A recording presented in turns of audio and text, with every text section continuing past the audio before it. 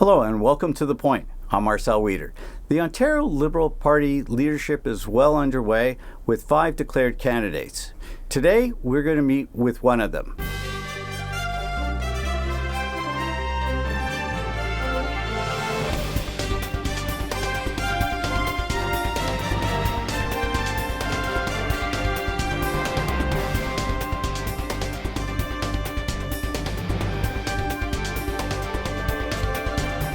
I'm joined by Michael Coteau, the member of Provincial Parliament for Don Valley East and Liberal Party candidate for leadership. Welcome to the show. Thanks for having me here. So, Michael, for those people who don't know your background, do you want to share a little bit about who you are, where you came from? Yeah, so I arrived in Canada when I was about 4.5. My brother, my mother and father, the 4 of us were here. My parents actually came a little bit earlier than us. I stayed with my uncle and my aunt, and about a year later we arrived from England. I was born in Huddersfield in northern Yorkshire in England. And you have no accent. No, they got teased out of me at an early age by the other kids. But my father was about 18 years old, left Grenada. He was a tailor, went to England and met my mother, and they started a family, came here, grew up in Flemingdon Park, which is at Don Mills in Eglinton, not too far from where we are right now, right across from the Science Centre, and grew up there from about 4.5 to the time I went to university. Went to Carleton, graduated with a political science degree and a Canadian history degree. Then I traveled, worked in South Korea for 2.5 years, and then came back, decided to run for the school board, and that was 16 years ago. So I've gone through 6 elections, half of those as a school board trustee and half as an MPP. I've won 6 elections, been elected for 16 years. And the last election, I actually went against the deputy mayor of Toronto, and of course, probably the most challenging election in my life last June, and we came out with about 1,000 votes, 1,000 vote victory. And I'm very happy to be in the legislature. Now I'm the critic for several different things, mostly around economic development and trade. But I have served as the Minister for Citizenship and Immigration, Tourism, Culture and Sport, Children and Youth Services, Community Social Services, Anti-Racism, and the Pan Am Games. Quite an extensive resume, but I want to talk about a little bit about your upbringing and the fact that you grew up in Flemington and what that was like and what influence that had in terms of your future career. When I grew up, the neighborhood was a lot different than it is today. There was a lot of youth violence, a lot of economic challenges, and there's still some economic challenges and violence. But as a community growing up, where we saw a lot of young people pass away from violent crime, probably. A dozen young men I knew from the neighborhood who passed away. And I remember once saying in the Toronto Star that I knew more young men in my age cohort that, passed away from gun violence than actually went off to university. And that was during the debate around the Afrocentric school and the race-based data at the Toronto District School Board, if you remember. But the neighborhood was, it had its challenges, but it also had some really cool benefits. Living in a neighborhood like that, every single person from around the world was in Flemingdon Park. It was so multicultural. In my hallway alone, there were people from the Dela Cruzes from the Philippines. There were people from Korea, from parts of Africa, from the Caribbean, Yugoslavian, Dutch. Every single nationality was in that hallway. It was like the UN. Yeah, and at 6 o'clock when people started to cook, it was like the smell of all different spices. It was like the UN of spices. It was just incredible to grow up in that type of environment. So I learned how to adapt to different cultures quickly, and I just think it was one of the best places to grow up. I gave a speech recently. Well, it's about a couple of years now, at the Economic Club of Canada, and they asked me to come speak about racism. And the speech really focused on what Canada can learn from the children in Flemingdon Park. You know, growing up, getting along, standing up, working for each other, defending each other, looking for ways to move forward together. You know, just knowing how to support one another to get to that next point. And, you know, it was a really good lesson for me to learn in life that regardless of where you're from and, you know, culture, anything about you that makes you distinct, you know, there's ways people can come together and support each other. So how did that influence you to get involved in politics and to run for the school board and eventually run for the legislature? Yeah, I was about 16 years old, and no one really talked about politics. I kind of watched things on, you know, if my dad was watching the news, I would see the characters, not really knowing their names. You can imagine, you know, at that time, people like Brian Mulroney and John Turner and Joe Clark, you know, that time period of politics. So I knew the faces, and I would listen to them and pay a bit of attention. But it wasn't until I was about 15 or 16, I noticed that there was a hole in the fence into a swimming pool in the backyard. So we had 3 buildings, and a swimming pool was in the middle of the between the buildings. And it was the end of winter, spring was coming, and kids were going into the hole in the fence and playing on the ice. But the ice was all slushy and it was full. So I said to the kids, I said, you know, you're going to fall through the ice. And they told me where to go. They said, you know, Michael, you know, this, you know, they were rude to me. So I didn't bother with them. I just went to the superintendent and said, you got to fix the fence. A couple days went by, nothing happened. And then I called the owner of the building. Nothing happened.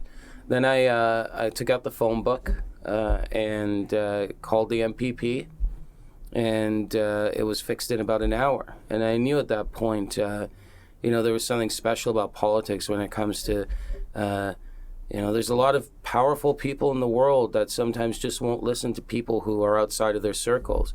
But an MPP, a member of parliament, an elected official, you know, can who's directly responsible to the community, can be that conduit to ensure that people, you know, are represented. And I found that was the case at the school board. It was the case as a member of parliament and as a minister. It's really such a great tool to have people access those power structures and have their rights protected. From that, I went to the library in Flemingdon Park, figured out the difference between a liberal, conservative, NDP. I read about the Rhino Party, all these different parties. I decided I was a liberal and went down to 10 St. Mary's, which is the headquarters, as you know, for the Liberal Party. And I walked in. The first Liberal I ever met was Guy Bethel. Right. And I said I wanted to volunteer. I was about 16, 17. And he put me to work. I sorted memberships the whole summer.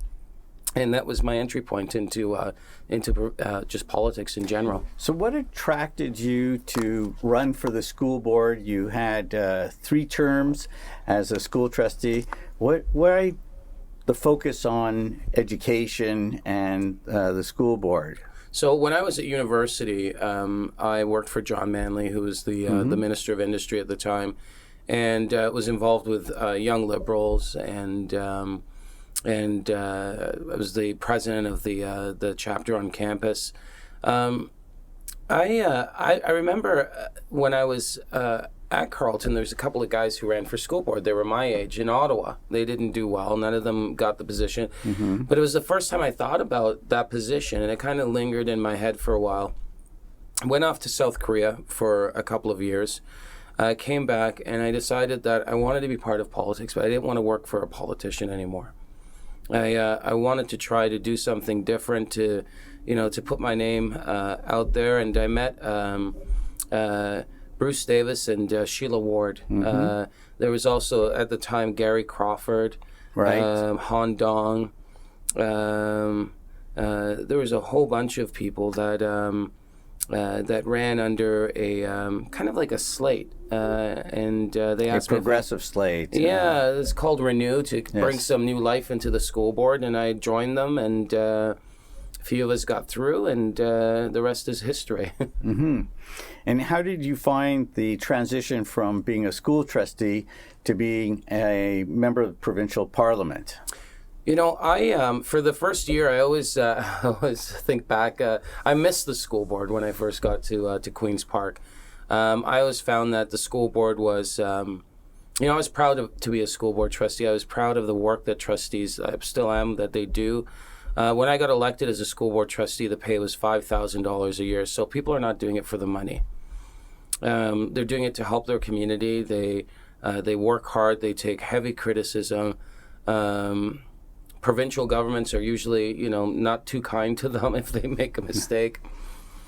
But I remember being part of the school board and thinking to myself, being part of the legislature, thinking how I miss the school board, because you could just get things done so quickly. You can bring a motion to the floor, you vote on it, there's a debate, vote, and it's done. It could be an hour later. In the legislature, it takes, as you know, several months to get things done. There's a process involved of introducing a bill, getting it through committee, and then through the legislature. The school board is it's raw politics, and you don't, as a school board trustee, you often don't get the respect other politicians do.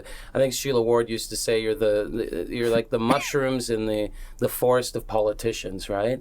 And but I felt so proud to be a school board trustee. I always did, and it's a big part of who I am today.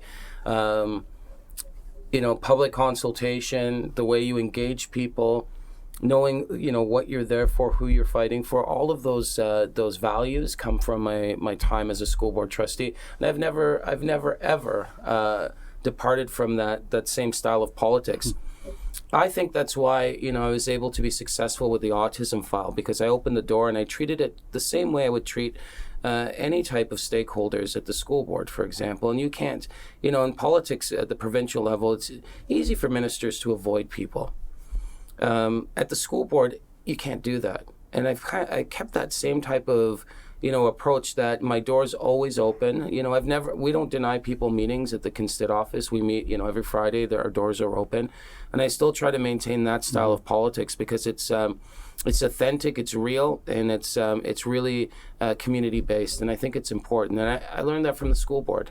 I think anyone who aspires to get involved with provincial or federal politics, having a bit of experience at the school board is a massive asset.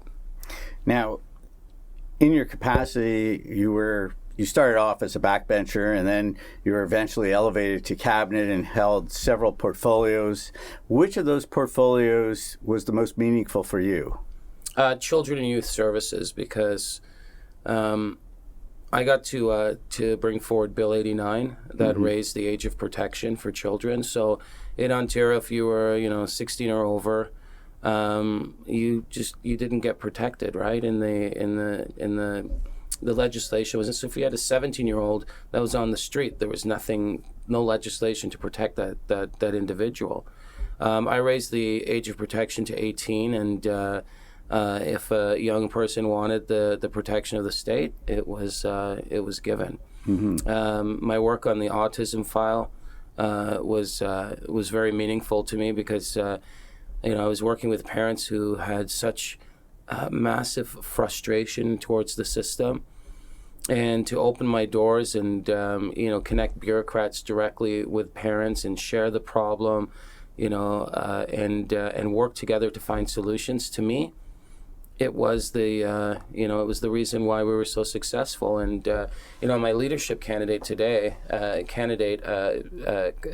guess the contest with the party currently, as a candidate, I was proud to get the former president of the Ontario Autism Coalition's endorsement because of the work that we did. So for me, that was the most meaningful work. Well, you opened the door, and I'm going to step in and ask you, why do you want to be leader of the Ontario Liberal Party? It's interesting, because this answer evolves. It's 4 months ago was a bit different than it is today, but I've traveled all across Ontario. I've been to James Bay, to Espanola, to Tecumseh, everywhere in this province. And the one thing I've noticed about Ontario is that there's so much opportunity that's out there. And I feel like we're losing that opportunity. There's so much opportunity loss.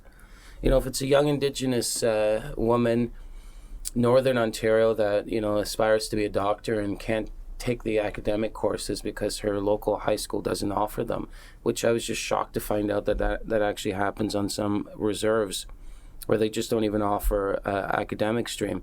To me, that's a tragedy that young person has to leave their house in grade 9, grade 10, go to a place like Thunder Bay and study with, and live with strangers, or a farmer that wants to automate his production, but, can't even connect to the internet, or, a young man who lives in rural Ontario, loves his town, loves his township, and has to leave it in order to get a job in the big city. These are huge opportunities that are lost in Ontario.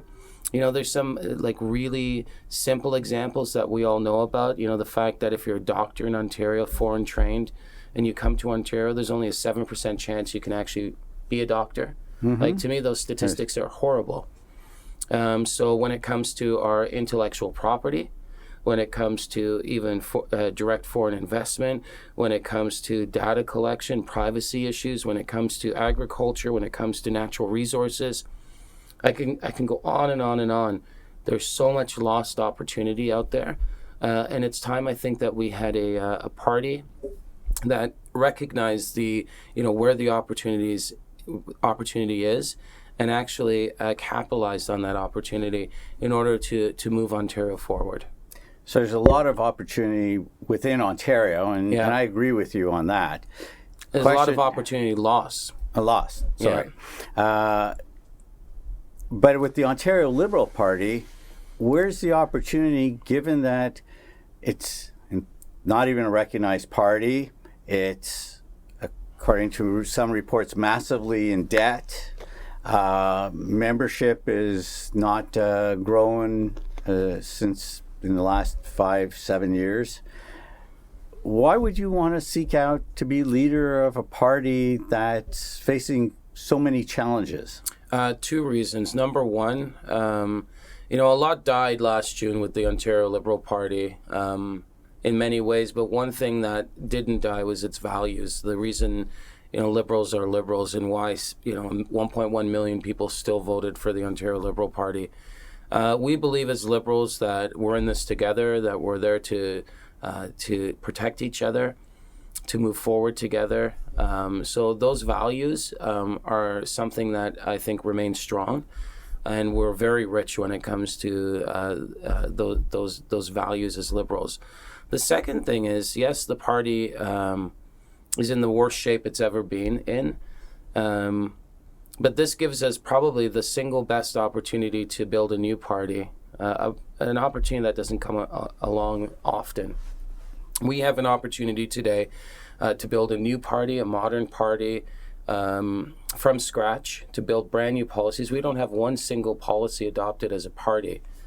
So I think that's an important piece to what makes it so attractive. So what happened back in June that caused Ontarians to lose trust with Ontario Liberals?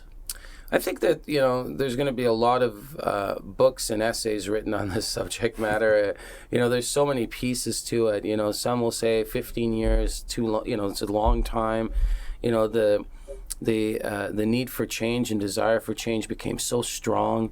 15 years was a long time. The Ontario Liberal Party was probably, I would say, in North America, even if you look back, one of the most successful political party runs. With all due respect, you have to look at the Ontario PC party run for 42 years. Right. So until David Peterson was able to finally dislodge Frank Miller and usher in a new era of politics in Ontario.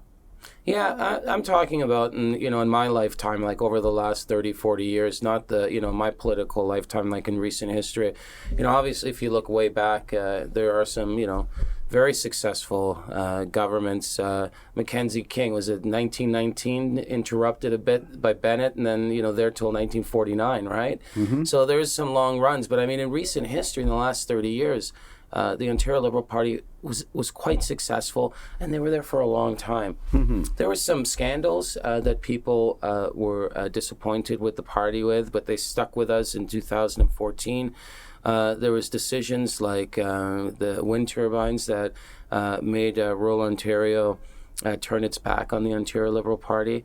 Also, policies that were not very popular, even during my time in government. The sale of hydro went against the values of Ontarians.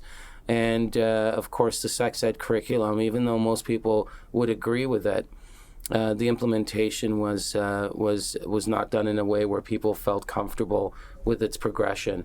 So we lost a lot of people from different communities because of that.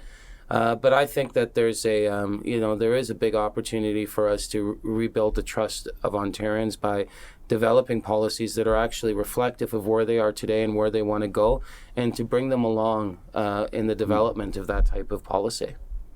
So you raised a couple of very interesting points. I want to just take a moment and focus on the issue of the sale of hydro, because It seems up until that point, Premier Wynne and the government was still being viewed very positively with its policies and its approach. But there seemed to be a schism right at that point where the opinion was that she had lost faith with the people who had elected her by selling off hydro and not disclosing that as an election issue. Right. So I think that in the long term, when history looks back at Kathleen Wynne and her government, they'll see that there was a lot of successful pieces within that. And I was proud of many of the things that we were able to accomplish. A real belief in the great thing about Kathleen Wynne is that she wasn't looking at 4-year cycles. She was looking at the next 30 years, the next 50 years. And McGuinty did that too with the coal plants. Kathleen did that with cap and trade, and really looking for ways with education and expanding in education and providing more opportunity, or OHIP Plus. So there were some really key features of that government that I think history will be, will look favorable upon. But the hydro sale was very challenging for Liberals and for Ontarians. And I agree with you that point, because I think the Premier was at 40% plus, 44% plus. No. Double that of Doug Ford, maybe triple that. It was Patrick Brown at the time. No, I'm saying today. Oh, today. Yeah. Sorry. Yes. Yeah. So very, very popular at the time. So, but everything did switch after hydro, right? It became a very nasty environment in politics at Queen's Park, and people were angry with Liberals. But I think, like I said, if we can work hard to work with Ontarians to build a new party based on those values I spoke about, I think that we can do something very special here in Ontario and build a modern party that's prepared to really take on those challenges in the future. Now, during the election campaign, it was kind of the writing was on the wall that this was not going to be a very successful campaign for the Liberals, and basically candidates were sensing the mood of voters was not in their favor.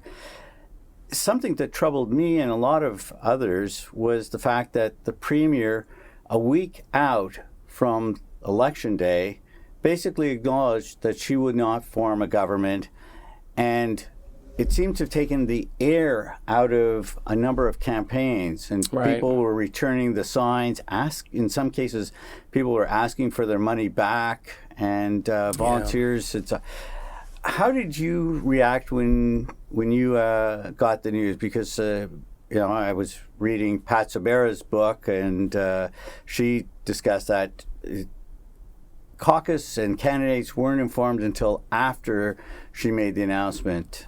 I don't know if that's necessarily true, and that could be debatable, but at 10 o'clock that morning, there was a conference call.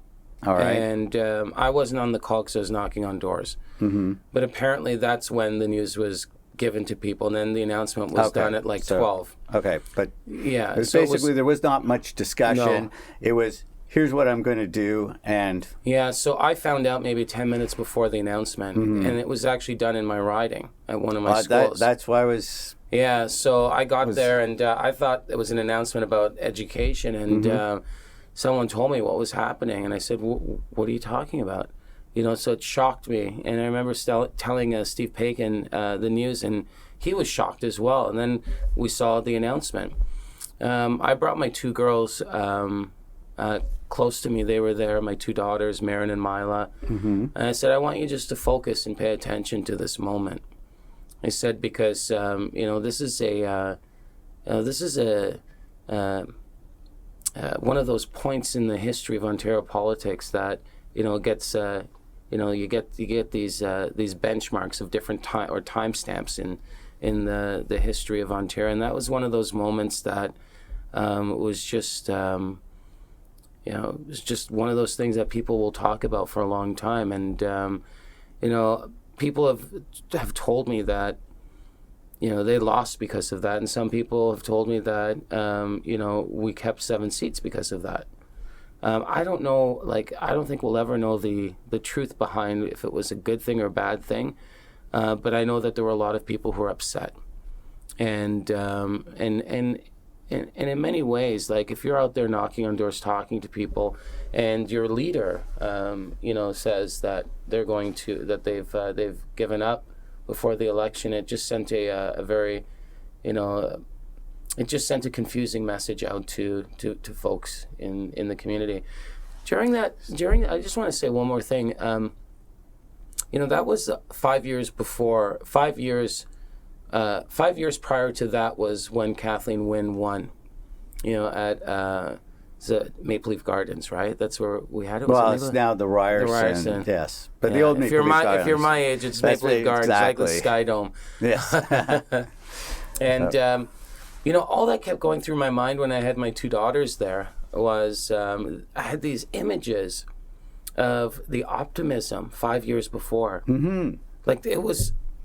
It was incredible, and then I saw that announcement, and the two images kept flashing back and forth in my head, and it was just, I think it was a sad day to see the end of the 15-year Ontario Liberal Party run, because I know that there were a lot of good things that happened over those 15 years, and I know today we have a government in power that they don't share the same values as Liberals, and I think many Ontarians would like to figure out a way to replace Doug Ford and the Conservatives, but we'll have to wait 2.5 more years for that. So how do you face Liberals who experience what you just described as potential leader of the party? How would you talk to candidates, talk to party supporters, donors, after seeing what happened, and those people, as you described, broke faith with the party after that? Yeah. How do you get them back into the tent, as it were? Yeah, I think John Fraser, our interim leader, has been doing a good job. The first year, he spent a lot of time taking the blame for the party, saying that we're in the penalty box. We've been, we've lost the trust of Ontarians. So I think that stage we've gone, past that stage where we as a party have admitted without any question that. We were disconnected from the people of Ontario. There was people felt distant. Liberals didn't feel like the party was representing their interest. So we've gone past that stage. We have no party status. We're going through a leadership process now with 5 candidates, and I think it's great that we have all these different folks running. It gives us an opportunity to really explore ideas, to open the door and let people come in, and not to be afraid to ask, bold questions and bring forward bold ideas, and not be afraid to not agree on things. I think now's the time for us as Liberals to really find where we actually are as a party, and what the base, what direction they want to go in. It's interesting, when I go across the province, I ask Liberals, why are you a Liberal? Often, in the middle of my speech, I'll stop and I'll say, sir, why are you a Liberal? And the answers are all different. And, I've come to the conclusion that it's time for us as Liberals to rethink what it means to be a Liberal today in a real way. This is not just about the fight against Doug Ford. This is not about just winning back, as many seats as possible to form government. This is not, about, 4-year cycles and getting back into power. What's happening right now is about redefining what it means to be an Ontario Liberal today, to figure out what we're fighting for, who we're fighting for, and put in place a plan that's reflective of those core values. I think about Pierre Elliott Trudeau.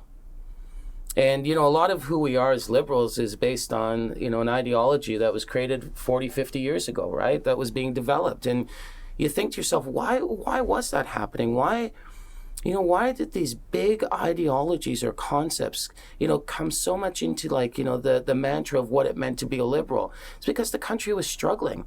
There were these massive divides that were out there, Franco, Anglo divides around race and culture because new immigration was coming in, the role of the government. Big debate around, the eyes of the state, and, human rights in a just society. All these things were happening. And, Trudeau and Liberals came forward with some pretty bold ideas. They said, let's get some really strong official bilingual policies in place. Let's bring in the concept of multiculturalism and get people to be proud to be, Canadian, but not forget where they came from. Very different from the American approach. And let's put in place a just society, which eventually gets into, the charter a decade later. These things are building blocks. These things pull people together. It's part of social cohesion. It's part of the glue that makes people, stick together to move forward together. So if I believe that as Ontarians, our value is that we're better when we work together, when we defend each other. But yet, on the other side, we're seeing more divides come forward around affordability, income gaps that exist, things like systemic racism, where people are not feeling like they're being brought. I saw a report today, the city's more than half visible minorities, but I think public boards and private boards, there's 6% representation. So, there's things happening. All these opportunities that are lost, I talked about. People are seeing these divides. And the worst divide is the political discourse in this country today is at an all-time low. And we've got to a point where the extreme on both sides of an issue are the dominant, that 10% on each side of the issue are so dominant that they're controlling the political discourse, and the 80% in the middle seem to be left behind. So it's our time as Liberals to redefine what it means to be a Liberal and to bring in those new ideas. Okay. All makes perfect sense. How does Michael Coteau define himself as a Liberal, and where is it that you want to see the party move? So I keep saying to people, I am the Liberal story, and I'm sure you are too. And there's many people in this province that are the Liberal story. I got to benefit in this province from the goodwill of Ontarians. I think we need to retell that story again. We need to remind people that in the past, and people are cynical about politics, and they've kind of given up on politicians in many ways, but people want to be engaged. They want to be part of the process. I think if we can tell that story and invite people again into the room, and as Liberals become good table builders, where people can sit down and discuss ideas, and in an authentic way, rebuild policies that's reflective of those challenges and find ways to bring people together based on those bold ideas, I think that we can actually build a party through ideas and through engagement that's actually aligned to where people are today. But it has to be real, it has to be authentic, and I think that is the ingredient necessary to challenge Doug Ford and present an alternative to Ontarians. So I'm going to press you a little bit further in terms of how you see yourself and define yourself as a Liberal today. Yeah. Again, I'll go back to that one point. I believe with all my heart that in Ontario, if we stick together, if we work on common goals, if we pool our resources, we can open up opportunity and we can all benefit from what's great in Ontario. So that's the message that Premier McGuinty used to talk about in a lot of his speeches, that, together we're stronger and better than any of us individually. It's the core value of who Liberals are. And does that core value still exist today? Well, I think it's being compromised in many ways. Doug Ford has a different value set that he's offered. It's everyone for themselves, and worry about your pocket, because people are struggling, right? And it resonated with people. But I believe if we approach these challenges in an honest way, we can build a society that provides a province that provides good quality services like healthcare, education, and building the economy, where it just opens up opportunity for people. And to me, opportunity is that glue we're missing. Mm-hmm. So let's dive into some of the ideas, the big ideas that you've been discussing as you've toured the province, meeting with potential delegates and talking to ordinary Ontarians to join the party and be part of your team. What are some of those key building blocks that you've identified thus far? I'm going to focus on 4 areas: healthcare, education, the economy, the changing economy, and climate change. Those are the 4 areas that I'll focus on, and I'm looking for ways to identify the problems within those files and look for ways to flip those problems upside down. Like, for example, with climate change, we know that 40% of CO2 emissions is caused by the way we move, transportation. At the same time, we're spending billions of dollars to fight climate change and to look for ways to lower CO2, and at the same time, we keep just raising the price of transit. So we make it easier for people to decide to invest in their car versus jumping on the subway, or in some rural towns maybe a bus or other modes of transportation. I've proposed that over the next 10 years, we should be looking for ways to remove the cost to the consumer of accessing transit. I call it fare-free transit. And several cities around the world have already moved to that model where transit in the core is basically free. Inner city transit, however, has a discounted, but you still pay for that. There's many different models. We have it in Toronto. If you're 12 or under, transit's free. Mm-hmm. There are certain jurisdictions now in Ontario where there's discounts that go out to seniors. Brampton, for example, has the $1, right? You pay $1 if you're a senior. I think that we can look for ways to. What if it was half price to use transit before 7 a.m. And if we actually got people, less people, that could be just maybe on line 1 only. Mm-hmm. But we need to start slowly over a 10-year period. Look for ways to build incentives for people to actually access transit instead of using their cars all the time. But that only covers the large urban areas. What about rural Ontario, where transit isn't as accessible as it would be in Ottawa or London or Toronto or Hamilton? Well, there's 2 things to that. If 40% of the problem is with transit, it doesn't matter where you live in Ontario. Climate change is climate change. So if you're, reducing CO2 emissions in Toronto, it benefits Perth, like indirectly, right? So climate change is not about one specific city or region. It's about our planet. Number 2, I called for a new deal for municipalities. This is one of the first ideas I brought forward. It's like what David Crombie did in the 90s. Who does what? Figure out where we are and the responsibilities of municipalities, and rethinking that relationship, and stop, referring to our municipalities as creatures of the province, but bring them up as partners, and look for ways to actually give them more predictability, stability, so they can do long-term planning. So you could just take revenue that's coming in from for example, the federal carbon tax or gas tax revenue, any type of revenue, and provide it to the regions for them to come up with their own solutions. There are 444 municipalities in Ontario. The provincial government recently had a study done on restructuring various municipalities, amalgamating some, dealing with regional government. And they basically, at the end of the day, they shelved it and dropped the whole idea. As the worst type of politics, because on one hand, used the heavy hand in regards to changing the structure in Toronto. Councillors, they didn't save any money on that restructuring. It was personal for Doug Ford.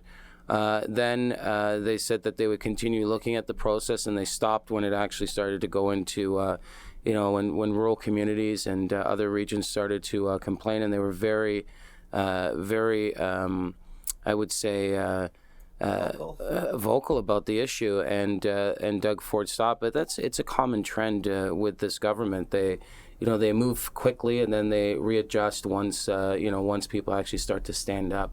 But yeah, I'm glad that stopped, because I think that municipalities should be able to have some say in the configuration of their councils.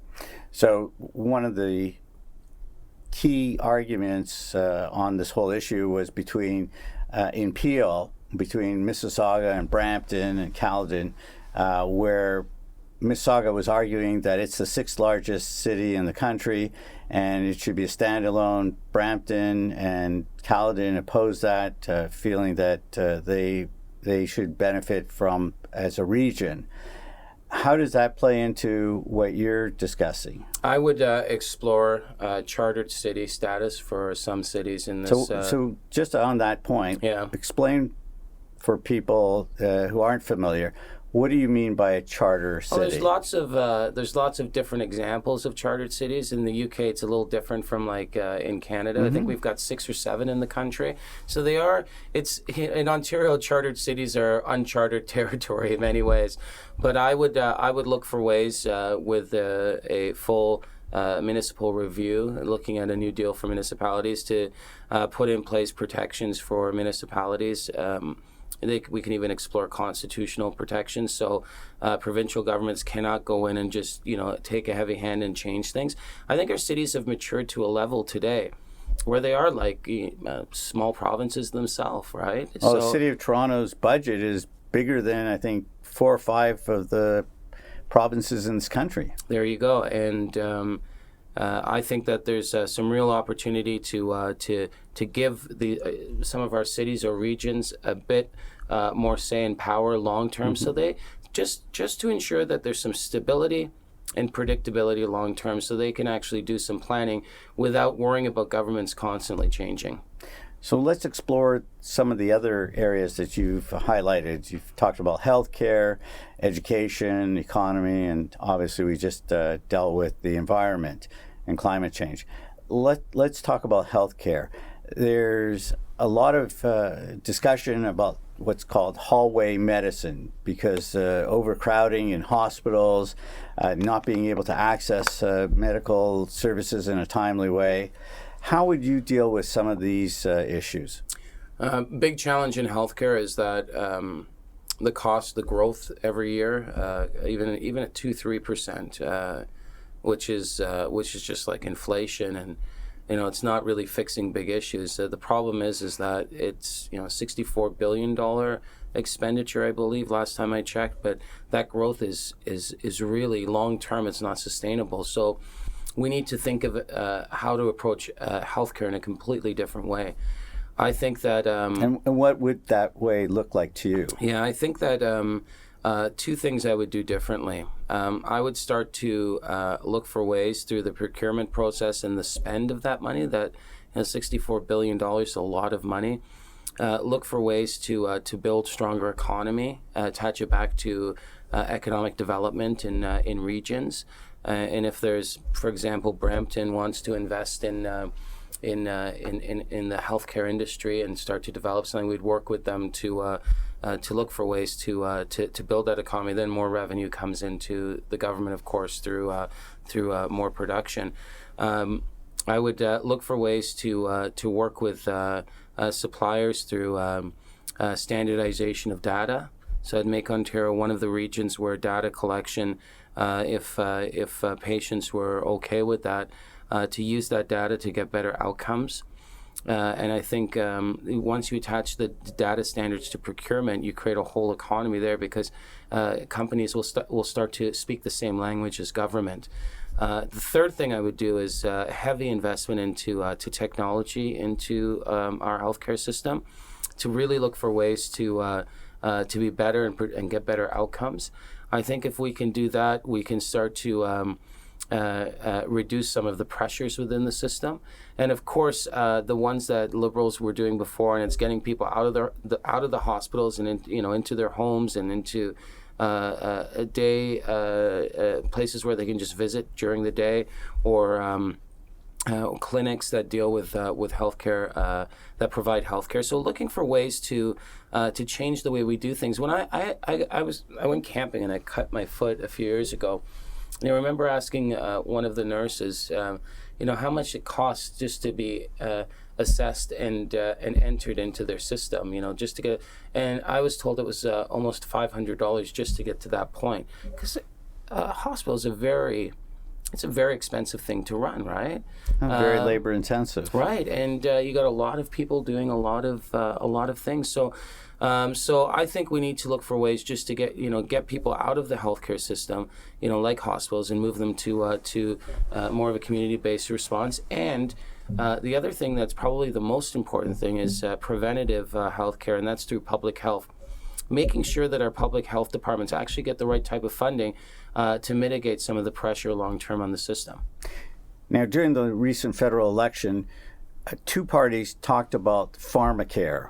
Both Right. the Liberals and the NDP talked about it. In fact, a former colleague of yours, Eric Hoskins, was working for the federal government in terms of drafting something along the lines of a national pharmacare project. Right. How would you approach that? Well, I think that we need to. The big challenge with big ticket items like that is that 2.5 years from now, you don't know what the financial situation of a province is, right? So, for example, we could be in a recession. I don't know what the price tag of that type of project would cost, or what the relationship would be like with the federal government. But I do know that the PharmaCare OHIP Plus program we put there for young people was about $500 million. I know that long term, the research would suggest that it would actually benefit Ontario's bottom line further, because young people are getting the right type of treatment at an early age. So I think we just need to continue to explore it, and there is no question in my mind that eventually we will get to a point in this country where medicine is provided to all citizens, and we leverage it in a way that it actually reduces the overall costs we're spending now, and ensures better outcomes long term. But again, we've got to attach industry. We don't want to. We need to make sure that our companies in this country are providing those types of that type of medicine. And if we took that national approach, I think it would benefit Ontarians. So, to answer your question, I'm very in favor of universal pharmacare. I just don't know, what the world's going to look like 2.5 years from now. Moving over to the education file, former trustee, 3-term trustee, a lot of challenges in the education system. We're currently on the threshold of labor action by several of the teacher groups. The current government has thrown all sorts of wrinkles into the system by expanding classrooms to 28 on average, introducing e-learning, mandatory e-learning, and a number of other things. What's your take, and what would your approach be as Liberal Party leader? So I've always been, as you know, a strong advocate for public education. I believe that the approach the provincial government's taking currently is not the right approach. I think if the Premier actually claims to be a business person and, has the ability to open the doors, open business, I think, what's his open business? Open for business, his slogan. That's the sign says you come into Ontario, they're open for business. I was in the States recently, and I saw that on an American. That's true. It's an American open for business I think as well. It's Tennessee or some southern states. Yes. But I think the best economic policy that you could make is to invest in education, lifelong learning. I used to run a literacy organization right next door called Alpha Plus. It was a national literacy organization. And I know that even a 1% increase in literacy in this country is a 3% increase in GDP. So we need to continue to make sure that we invest in education, we invest in digital literacy, we invest in the skills that people need to embrace the new economy. And I hope that there is a resolution to the educational challenges that are happening today in Ontario, because we know that the damage can be very long-term. And as we know, back in 2003, under the Harris government, there was only 66% education graduation level. Right, at the end of the 2 terms of the Harris government. It was brought down to an all-time low, and today it's at almost, I think, 88.5%. So we've done well over the last almost 2 decades. We can't jeopardize that. We need to get people, young people and lifelong learners into the best jobs possible. And that's about reaching our potential, right? So there's a lot I think we need to do. We need to invest more money into education. We need to keep class sizes down. There are some other things that I will be proposing soon on educational reform. But to me, this is one of the most important files to parents, grandparents, and to young people. So education leads to a stronger economy. Right. And this is the third area that you want to talk about, is preparing Ontario for a new economy, to roll out some ideas in terms of how the province should position itself. Right. Can you share some of those thoughts? Yeah, when you look around today in Ontario, there are a lot of people who are talking about some exciting new technology. You can talk about, digital currency to blockchain technology, AI, automation, all these machine learning, quantum computing. Like there's these big blocks that are going to be the next pillars within the economy. I can guarantee if you go down to the Ontario legislature today, and you should try this, and just go up to an MPP and say, "Tell me what blockchain technology is." I bet you 95% will not be able to tell you what it is. But yet, we've got, China and other countries preparing to own this technology, to be the best at it. And as Ontarians, we have no regulation, no legislation that actually protects our citizens and gives them a bit of a foundation to start moving in those directions. Why would you, as an investor, come into Ontario, or as an Ontarian, create a company and invest in that company if the rules are not laid out? Even our data, we don't own our data as Ontarians. There is no constitutional protection, no legislation to protect you. Nothing like what they have in the EU with the GDPR. Yeah, and there's many countries looking into this, and data's the new gold. It's new oil. It's what makes Google, Apple, and all these companies, Amazon, successful. I think we need to own our data, our intellectual property. We have to stop giving away our intellectual property. From the downfall of Nortel to our educational and post-secondary institutions working with big companies and providing that IP. We lose billions of dollars a year because of it. We need to start investing in these companies as Ontarians. We need to own our research and our IP, and we need to start replacing some of those big names on top of those buildings downtown Toronto with Canadian companies. So that's all very well and good, but there are people who are listening or watching this who work in traditional industries, who work in automotive or in agriculture or in manufacturing, and they're seeing shifts away from that. Right. And they're concerned about whether they're going to have a job in 2 years, 5 years, 10 years. Where do you go from there? We have, Ontario was built on a manufacturing sector, and it got decimated over the last number of years. Ontario was built before that on agriculture, and before that on the fur trade. All right, fair enough. So, but, things do change, right? They do. And I don't want to be cold and say, well, things just change, because there's a lot we can do as Ontarians to make sure that that transition is as smooth as possible. But, 100 years ago, I believe it was 30% of the workforce of Ontario was in agriculture. Yes. When manufacturing more. came and machinery, it went down to 2%. We've gone through this transformation before.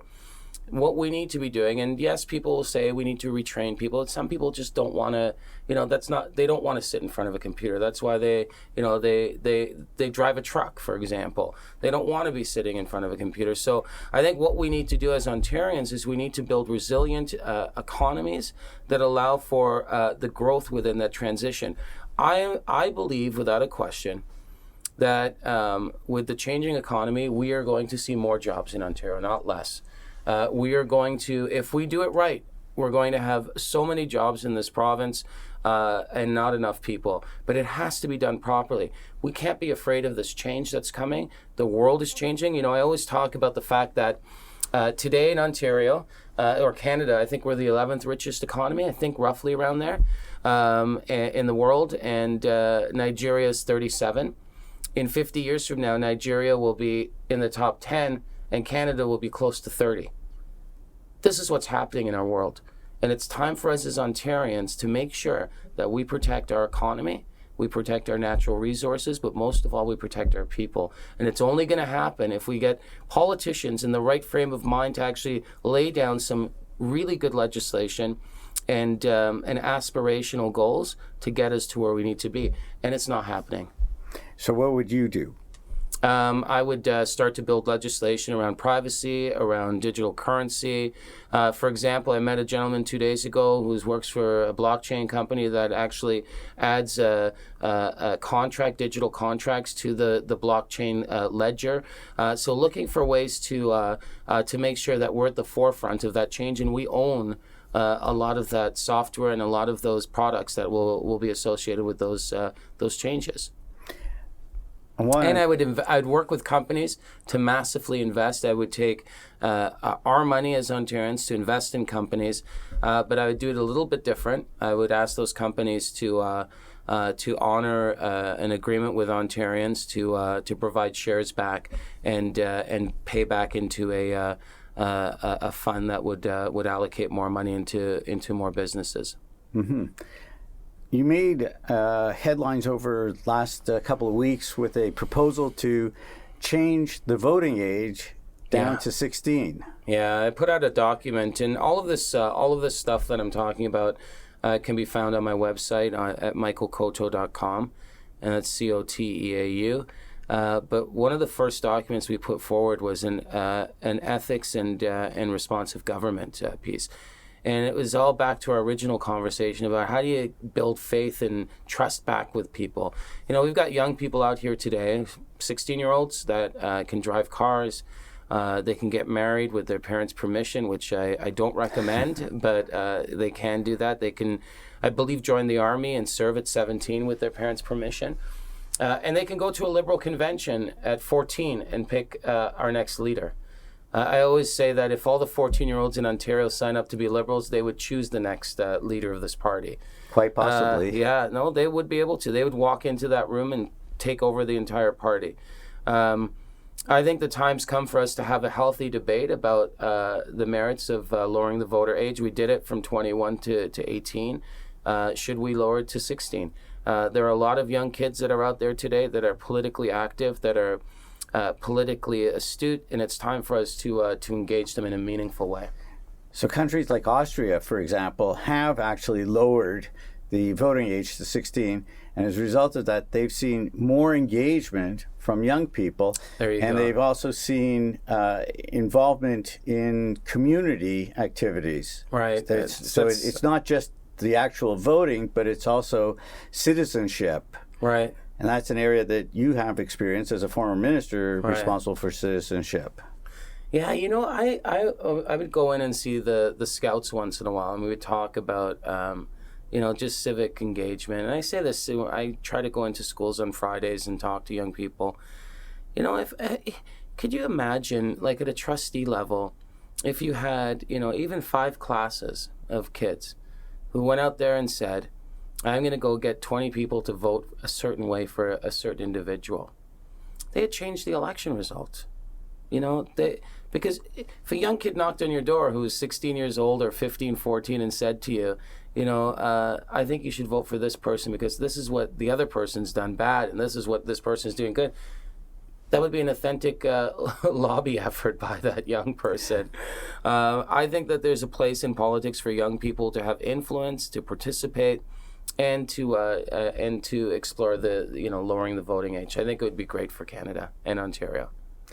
So one final area is that the convention is coming up in March. The deadline for becoming a Liberal member is on December 2nd, I believe.